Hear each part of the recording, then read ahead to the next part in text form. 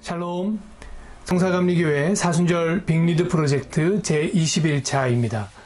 오늘 우리가 함께 읽을 말씀은 마태복음 16장입니다. 마태복음 16장은 그리스도인들에게는 너무나도 유명한 말씀이죠.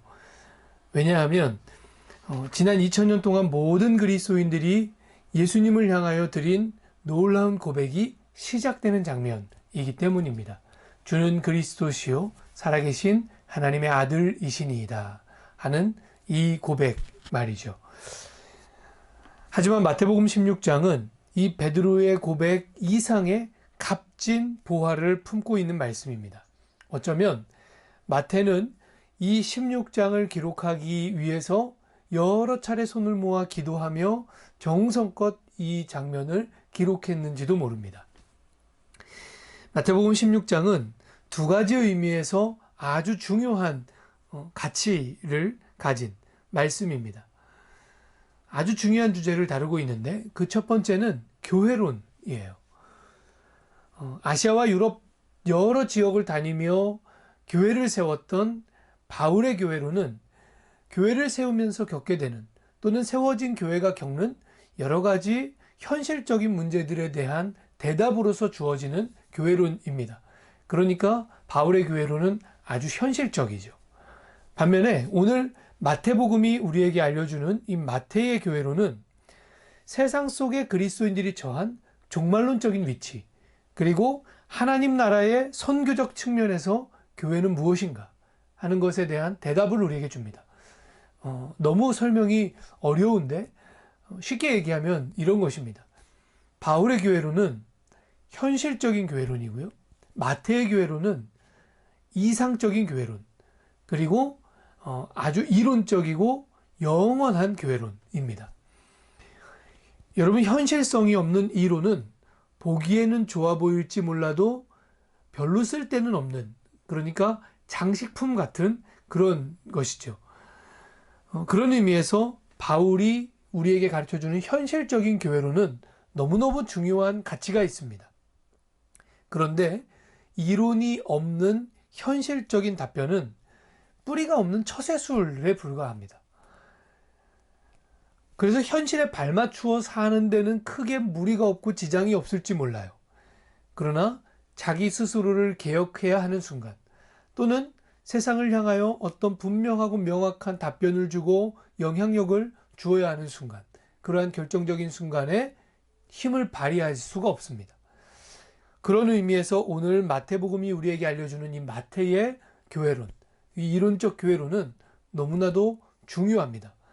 특히 오늘날의 한국교회는 급변하는 세상 속에서 자기를 개혁하고 세상에 빛을 비춰주어야 하는 소명 앞에 서 있습니다. 그런 의미에서 마태의 이 교회론은 우리에게 너무나도 소중하고 중요합니다. 교회가 무엇이냐 하는 이 질문에 마태복음이 들려주는 대답, 그것이 그 영원히 변하지 않는 대답이 우리에게 빛이 되고 길이 될 것입니다. 둘째로 오늘 마태복음 16장이 다루고 있는 중요한 주제는 그리스도의 왕권에 대한 것이에요. 세상의 왕권이라는 것은 절대적인 권력이죠. 막대한 자본과 엄청난 군사력을 동원해서 세워지는 권력입니다. 그래서 사람들은, 심지어 예수님의 제자들조차도 예수님도 그러한 맥락에서 당신의 왕권을 확립하실 거라고 기대했습니다. 그러나 마태복음 16장이 우리에게 들려주는 대답은 전혀 다릅니다. 예수님은 당신이 세상의 왕이라는 사실을 이렇게 증명하시겠다고 말씀하십니다.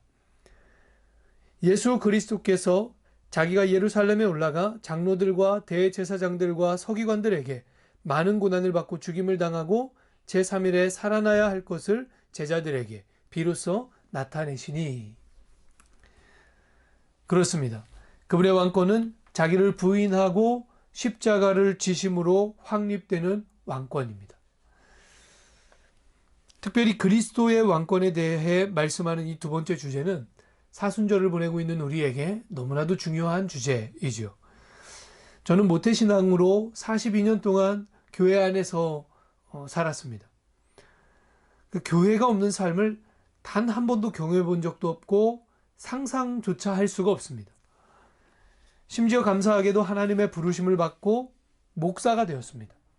그런데도요, 여전히 자기를 부인하고 십자가 죽음을 통해서 확립되는 왕권이라고 하는 이 하나님의 복음이 제 삶에 깊이 녹아져 있다고 잘 느껴지지 않습니다. 결정적인 순간에 자기를 부인하고 십자가를 지는 것이 현명한 선택처럼 보이지 않을 때가 여전히 있습니다. 여러분 어떠십니까? 주님은 분명히 우리에게도 당신께서 가신 그 길을 따라오라고 말씀하십니다. 24절 말씀입니다. 이에 예수께서 제자들에게 이르시되 누구든지 나를 따라오려거든 자기를 부인하고 자기 십자가를 지고 나를 따를 것이니라. 아멘. 십자가를 묵상하는 이 사순절 동안 우리가 이렇게 기도했으면 좋겠어요. 주님 가신 길을 따라 저도 십자가를 질 수 있게 하옵소서. 우리가 날마다 이렇게 깨어서 기도한다면 정말로 우리가 십자가를 져야 하는 결정적인 순간에 그 기회를 놓치지 않고 이때가 바로 지금이 내가 자기를 부인하고 십자가를 져야 하는 때구나 깨달을 수 있을 것 같습니다. 그리고 주님이 주신 이 놀라운 기회를 붙잡아서 십자가를 짐으로 예수 그리스도의 가신 길을 따르는 제자가 될 수 있을 것 같습니다.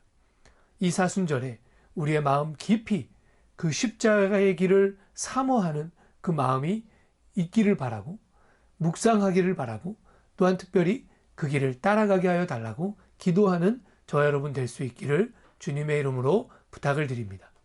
기도하겠습니다.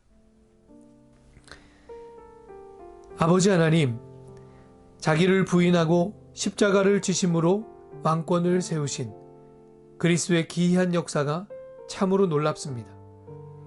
주님은 그 길을 따라오라고 하셨지만 저희는 두렵습니다. 그러나 만일 십자가를 져야 하는 순간이 온다면 그 순간을 정확히 깨달아 알게 하시고 주님을 따르는 충성된 제자가 되게 하옵소서.